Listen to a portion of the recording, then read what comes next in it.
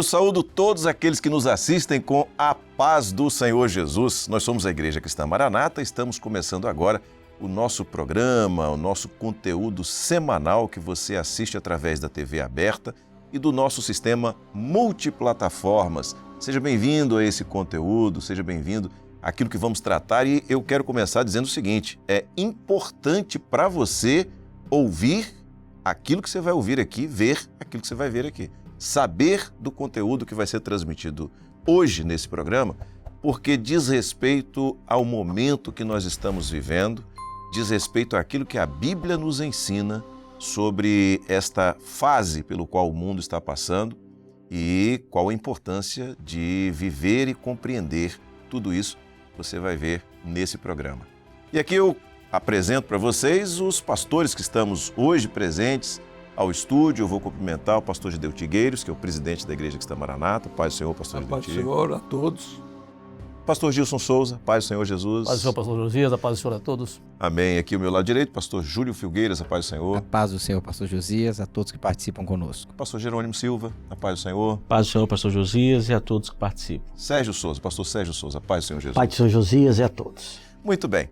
Nós estamos falando sobre o plano profético de Deus que é revelado, que chega até nós pela revelação do Espírito Santo, nas 7 cartas do Apocalipse. Isso é uma coisa maravilhosa e eu aproveito para recomendar: se você perdeu algum conteúdo anterior, está aparecendo o QR Code na tela, você aponta a câmera do seu celular para ele e o seu celular vai ser redirecionado para o nosso canal no YouTube. Lá você tem todos os episódios anteriores. É muito interessante assistir a todos eles.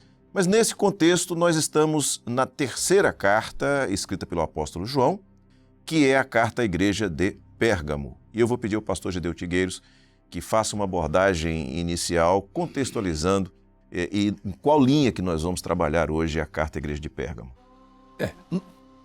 Nós estamos dentro de um livro que nos traz para aquilo que estamos vivendo. Então, porque o livro é essencialmente profético. Aquilo que é profético, primeiro tem que ser entendido, ele vem da eternidade. Então, quando ele vem da eternidade, o tempo não é contado. Então, você não conta, por exemplo, você não usa o Cronos. Então, o tempo de Deus é usado com o nome Kairos, como quer. Então, esse tempo, ele está em função da ação do verbo. Então, o verbo no princípio era o verbo. Então, já é um passado existente que vem antes da criação. E a Bíblia diz assim: ele, esse verbo, é antes de todas as coisas. Qual a nossa preocupação e o nosso desejo? Nosso desejo é alcançar os mistérios que estão nesse verbo. E a ação desse verbo que se chama Logos, que é o tempo que já falei, o tempo que está relacionado com a eternidade. Então, o estudo das 7 cartas do Apocalipse, eles vêm de encontro à necessidade da igreja nesse momento para saber de onde ela veio, saber as suas falhas, as suas dificuldades no decorrer dos séculos, e nós vamos ver em cada carta isso. Estamos vendo já as dificuldades em Éfeso, as dificuldades em Esmirna, as dificuldades agora em Éfeso, então, em Pérgamo. Então nós temos e as outras cartas que nós vamos ver. Nós vamos chegar a um ponto de dizer assim: essa carta é exatamente o que foi profetizado para o nosso tempo, para o dia a dia nosso. E nós vamos chegar a isso.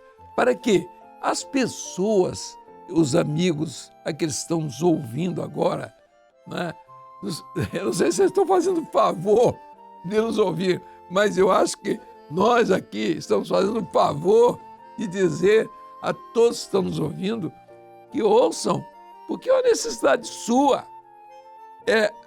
Não tem nenhuma novidade.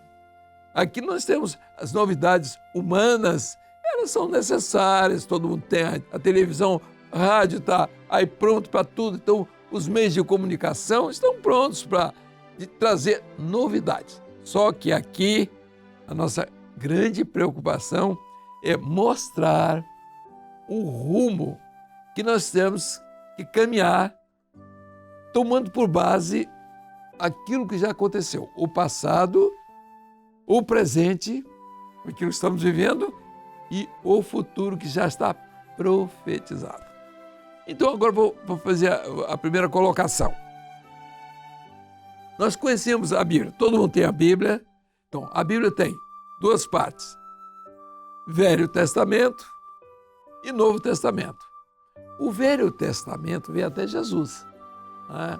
Então ele prepara tudo profeticamente a respeito de Jesus. Mas o Novo Testamento é a igreja, é o projeto de eternidade para a igreja. O Velho Testamento foi para um povo, para uma nação, que seja direcionado para Israel, que seja. E se Israel rejeitou, é o problema de Israel. Como a igreja está tendo a mesma oportunidade. Se a igreja está rejeitando, é o problema da igreja. E ela está rejeitando o quê? Ela está rejeitando tudo aquilo que Deus preparou desde a eternidade. Então, por isso, a revelação é algo que vem da eternidade. Não é da sua razão, não é da sua mente. Eu acho, eu penso, a teologia diz isso, a filosofia. Isso é importante. Saber não ocupa lugar, mas isso não leva o homem a transcender. O homem, ele está aqui como todos nós, vivendo uma vida. Mas a outra vida que nos espera foi aquilo, tudo que Deus fez para mostrar ao homem a existência dessa vida. Amém. E a condição do homem passar dessa para outra vida.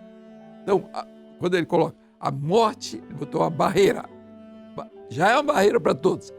O importante é você passar por essa barreira. De que forma você vai passar? Você vai passar por essa barreira sabendo que há um Deus, há um Senhor de todas as coisas, que ama o homem. Se você o amar, ele chegará para ti. Se você o desprezar, você desprezou porque você quis, é isso mesmo. O homem tem esse direito e a nossa grande preocupação não é que impor nada a ninguém. Mas vou entrar aqui no veio, aqui agora. O Velho Testamento está aqui. O Velho Testamento se encerra com o histórico e o profético. Tem tudo aqui. A Bíblia é uma linha que tem como se fosse um fio escarlate. Então ele sai do Velho Testamento, do Gênesis, ele vai ao Apocalipse. E as figuras já mostramos aqui, centrais é o Senhor Jesus com a figura do Cordeiro e a figura do seu sangue, que é a vida, que é o Espírito Santo que ele trouxe da eternidade. A figura do Calvário, do sangue que ele derramou, a figura do Espírito Santo que ele derramou para dar início o quê? À sua igreja. Então, a partir da ressurreição do Senhor Jesus, veio Pentecostes. Então, a igreja se tornou outro elemento do projeto de Deus que substitui um projeto que era para um povo, para uma nação, de um fuso horário para o mundo inteiro. Então, porque Deus amou ao mundo inteiro, né? E deu seu único Filho, para que todo aquele que nele crê não pereça, mas tenha a vida eterna. Eu ainda não entrei no assunto, vou entrar. E a turma está aqui me olhando aqui, rindo.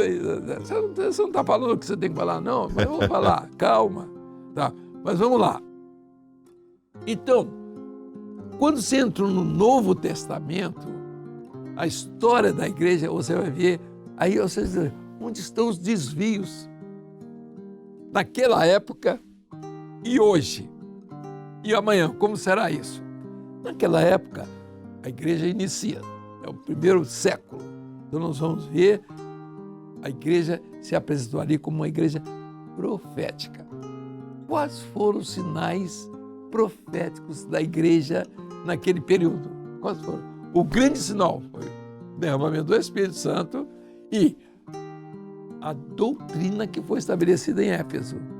Então, os 7 Espíritos de Deus operam ali poderosamente para estabelecer a doutrina e não somente isso, mas resistir àquilo que o mundo tinha no sentido contrário à doutrina. Vamos lá. Então, nós temos agora que entender aqui, a partir desse momento, 2 igrejas, 2 cristianismos, um profético, que atende às determinações do Espírito Santo, e outro histórico. Aí você pergunta, qual dos 2 o melhor? O profético, evidentemente. O histórico são as acomodações, é o homem fazendo a própria sua religião, como existiu no passado. A vida inteira do homem é o homem lutando para fazer uma religião. Ele, quando não tinha nada, ele botava um boi na frente e botava a lua e não sei mais o que, entendeu? A cobra. Então, tudo era Deus, né? Só que para a igreja, Deus é a estrutura espiritual que Ele coloca no homem por meio da fé. Isso, diz Paulo, isso não vem de vós. Quer dizer, fé não é aquilo que você está produzindo. Eu tenho fé, você não tem que ter coisa nenhuma. Você tem fé nos seus argumentos, na sua razão. A razão não tem valor nenhum para a eternidade. Mas quando você tem fé, aquela que vem de cima, é diferente. Então você vai ver na Bíblia que toda a fé não foi criada pelo homem. E a religião é que transformou essa fé espiritual, profética, em fé histórica. De que forma? Ela colocou filosofia. Filosofia de onde? É da razão. Teologia de onde? Da razão. Eu vou explicar a você, você vai crer em Deus, porque eu vou te explicar o meu Deus que eu creio. Então eu posso dizer assim, e vou dar uma definição de Deus. Deus é um espírito em seu ser, sabedoria, justiça, poder, graça, amor, misericórdia. Sim, você está contra isso? Não, você está a favor. Mas esse Deus não entrou no seu coração ainda. É um Deus teórico. Então, um Deus histórico. Agora, o Deus profético, ele vem em seu favor. Ele vem de cima para baixo. Pode ver, o batismo com o Espírito Santo, o Pentecostes foi de cima para baixo. Não foram os apóstolos que criaram o Pentecostes, né? Mas foi a descida do Espírito Santo. Então, essa descida, ela continua. E diz assim, e eis que estarei convosco Todos os dias. Até a consumação do século. Amém. Se a religião mudou, o Espírito Santo não mudou. Amém. O Evangelho não mudou. Então, está um pequeno esboço. Eu espero que os demais companheiros melhorem essas definições e essa posição. Lembrando que existem 2 cristianismos. Um histórico. Tem valor? Tem. Tem valor. Você vai falar que os acontecimentos históricos não tem valor, é coisa linda. Como é que o homem se coloca e cria uma religião a ponto de ter até hoje as pessoas crendo numa coisa que ele inventou, que ele arrumou. Ele deu um ajuste e pronto, todo mundo entrou. Você é contra? Eu não sou contra. Eu só não aceito, mas contra não. Porque a verdade, você não precisa brigar por ela. Ela existe. Amém. Independente de você querer impor. Ela é absoluta. E absoluta diz assim, conhecereis a verdade. Bom, começando pelo raciocínio desenvolvido até aqui, pelo pastor Gideoti, né, a explicação dada até aqui, é que, na verdade, à medida que ele foi falando, todos puderam ver um quadro sendo projetado na tela. E esse quadro mostra exatamente uma análise histórica e profética do que representa a igreja no contexto das 7 cartas que foram escritas a essas 7 igrejas. Isso, está no ar, inclusive, agora, E aí, esse quadro. o que acontece? Nós, então, podemos ver ali que, ao longo de toda a existência da igreja, esboçada, ou que nós estamos com esse quadro ilustrativo esboçando aqui na nossa explicação, nós vamos encontrar um determinado momento, que é o chamado momento profético de Pérgamo. Ou seja, a palavra Pérgamo, que é uma palavra que fala sobre casamento, gamos é casamento, foi um momento, então, em que ocorreu historicamente uma união conhecida como a união da igreja com o Estado, com o Império. Então, isso é um fato histórico. Mas essa união, naturalmente, ela vai fazer com que, a partir de Pérgamo, haja, portanto, uma mudança, uma transformação, uma transição daquilo que antes era uma fé que foi estabelecida através da doutrina lá em Éfeso, vivida em Esmirna, e agora em Pérgamo. A partir daqui, 2 coisas vão caminhar juntas. Vai ser um cristianismo histórico e um cristianismo profético, conforme o pastor Gilberto colocou até aqui.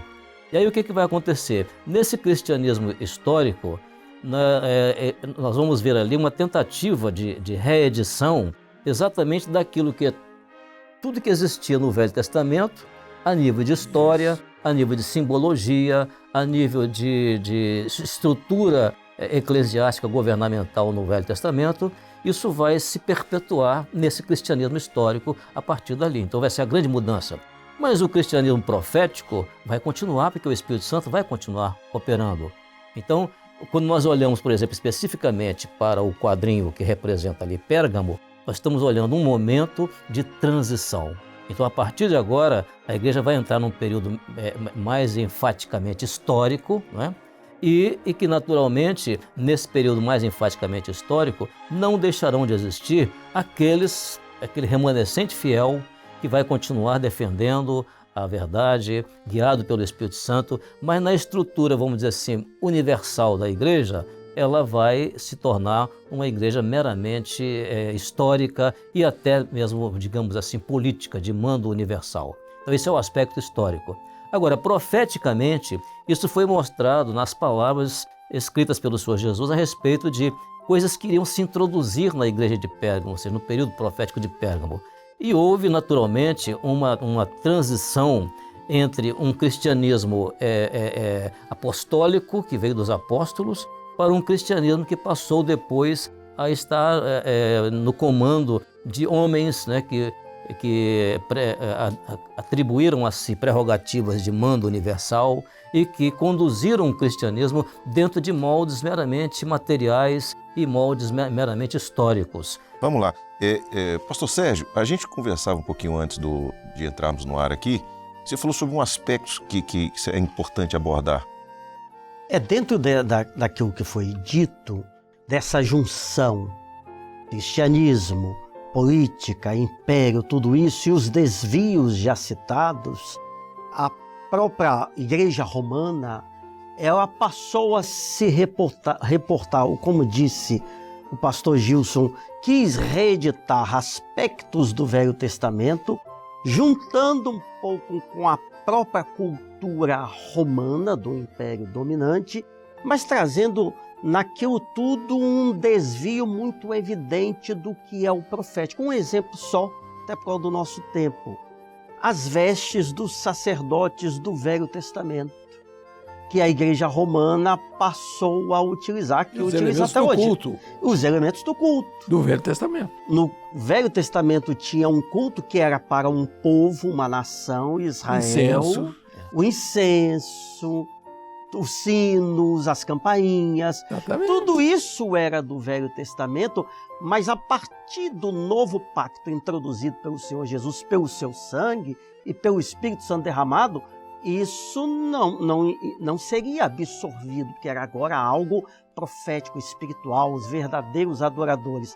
A Igreja Romana reeditou, você vê isso tudo, mas a Igreja profética, ela vive essas experiências, algumas já citadas aqui, essas questões históricas, mas no sentido profético eterno. a partir da revelação da ação do Espírito Santo. Amém. Bom, a gente vai ter uma participação agora do pastor Edson Yan. Ele sempre está conosco aqui, hoje ele está em viagem, mas ele gravou... Está passeando. Pastor Edson gravou um vídeo falando sobre o momento histórico quando o cristianismo ele sai do profético e entra apenas no aspecto histórico. Pastor Edson, paz do Senhor. A paz do Senhor, Josias, a paz do Senhor, pastor Gedeuti, a paz do Senhor a todos os pastores aí presentes, a paz do Senhor a todos que nos acompanham. Olha a importância do assunto que estamos tratando. O pastor Gedeuti acabou de fazer uma síntese aí do Velho Testamento e do Novo Testamento, mostrando que Deus sempre quis demonstrar o seu amor, se comunicar, estar perto da humanidade. E os reis no passado, Davi, ele tinha ali o seu sacerdote, o seu profeta, para ter o profético, para ter a orientação do Senhor. No Novo Testamento, o Senhor faz mais ainda. O Senhor derrama o seu Espírito Santo sobre todos ali em Pentecostes e orienta aquela igreja ali. Volta ao primeiro amor, não esquece desse primeiro amor. Já em 313, Constantino, ele inicia ali no Edito de Milão um casamento, Estado e Igreja. Teodósio I, em 380, no Edito de Tessalônica, ele oficializa o casamento entre a Igreja e o Estado, tornando o cristianismo a religião oficial do Império Romano. Esse obelisco que está aqui atrás nessa foto é um obelisco de 390. O rei egípcio doou a Teodósio esse obelisco, trouxe de navio até Istambul, que na época era Constantinopla, e está ali até hoje como uma prova, né, do imperador Teodósio I. Mas esse casamento ele não deu certo. Por quê? Porque não tinha o Espírito Santo. O amor esfriou, a fé esfriou por quase 1000 anos. Josias, é contigo. A gente vai continuar aqui então, com os pastores aqui no estúdio, e eu quero fazer uma pergunta ao pastor Júlio. Há um aspecto interessante, Júlio, desse resgate, vamos dizer, ou desse retorno, para ser mais preciso, ao histórico, que é a Páscoa. Como é que a gente pode ver essa realidade na igreja em Pérgamo? A nossa preocupação principal, como disse o pastor Gedeuti, é não fazer como a religião tem feito.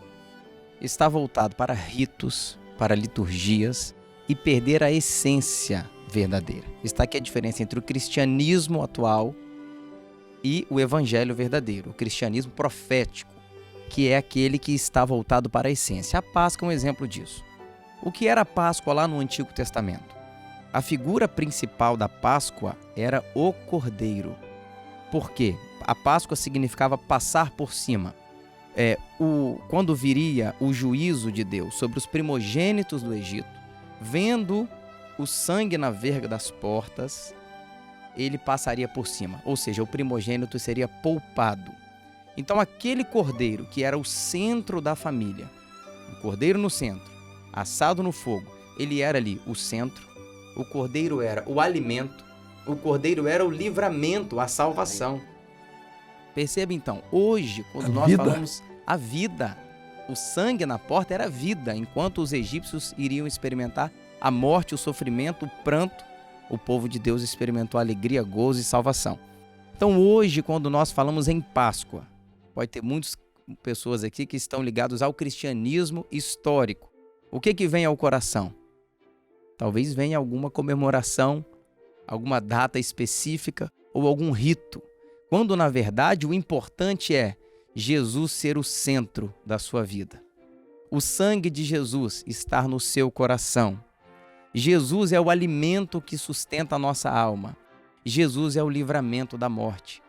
Então, Jesus é o centro dessa Páscoa. Jesus é o centro da palavra. Jesus é aquilo que é profético que vai nos levar para a eternidade. Então, a preocupação hoje é o profético que transcende, que faz com que nós vivamos e experimentemos o evangelho verdadeiro e não um cristianismo tradicional, humano, histórico e religioso. Muito bem, você falou sobre isso, cristianismo histórico, e o pastor Gedeuti, ele tocou na fala dele na fé, e a fé que ela, para ser a fé verdadeira, precisa vir de Deus, é uma fé, portanto, profética. Como é que nós entendemos na percepção da igreja em Pérgamo, ou seja, no período de Pérgamo, a questão da fé histórica? Interessante, pastor Josias, nós fazemos a definição da fé que está em Hebreus 11. A fé é o firme fundamento das coisas que se esperam e a prova das coisas que se não veem. Aquele momento, o cristianismo, a igreja romana começa a buscar o quê?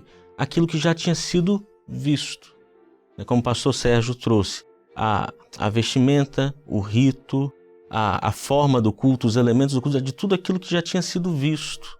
Quando, na verdade, a fé profética, a fé que vem de Deus, que é gerada pelo Espírito Santo, ela vem e mostra ao homem a vontade de Deus, revela ao homem aquilo que está na vontade de Deus. A fé histórica é aquela fé que o homem utiliza, e aqueles homens utilizaram a filosofia, o conhecido.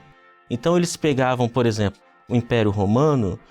Para o Império, a filosofia não trazia nenhuma ameaça. Por quê? Pelo contrário, eles queriam que o povo se debruçasse na filosofia e eles iam governando. Quando, na verdade, o povo estava sendo cegado por essa fé histórica. Quando a fé profética é aquela que liberta o homem.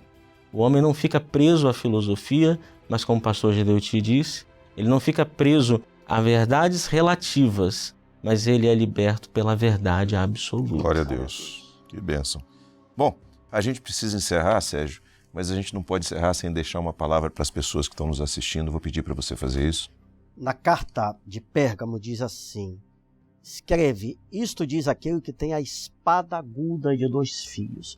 Para resolver tudo isso, não estar sujeito aos desvios e conhecer a verdade que é absoluta, essa espada que é apta para discernir os pensamentos, as intenções do coração, que fala da palavra do Senhor, mas não uma palavra como letra, mas uma palavra que tem a ação gloriosa do Espírito Santo e que a revela. Essa é a única verdade, é a única palavra que alimenta o homem, que transforma a sua vida, que lhe dá salvação.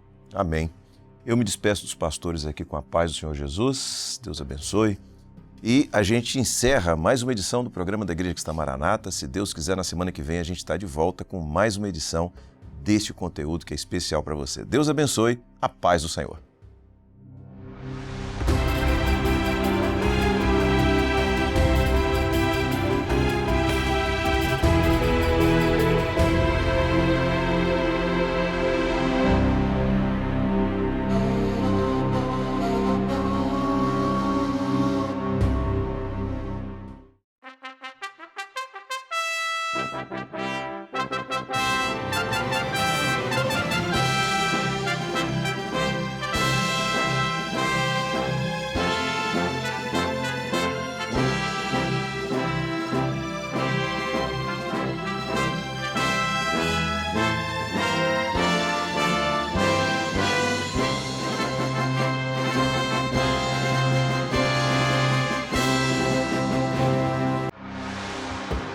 Plano profético da Igreja nas 7 cartas do Apocalipse.